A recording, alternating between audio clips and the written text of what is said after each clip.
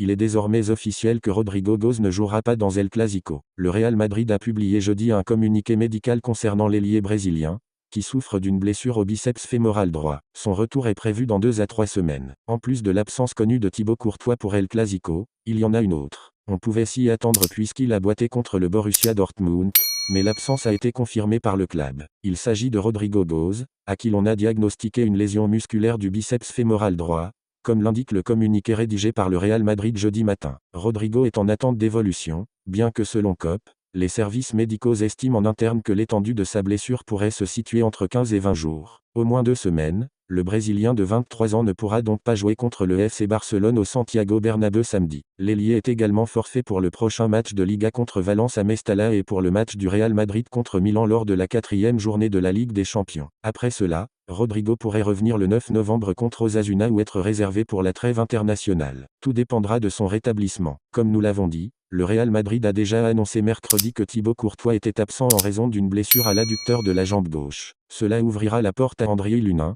qui a déjà joué contre Lille et Villarreal au début du mois, après que le gardien belge a dû s'arrêter en raison d'un autre problème musculaire, alors à l'abducteur du même membre. Hansi Flick sur le Clasico, c'est pour cela que nous jouons au football. Hansi Flick s'apprête à diriger son premier Clasico officiel. Le coach allemand a confié en conférence de presse son excitation avant ce grand rendez-vous.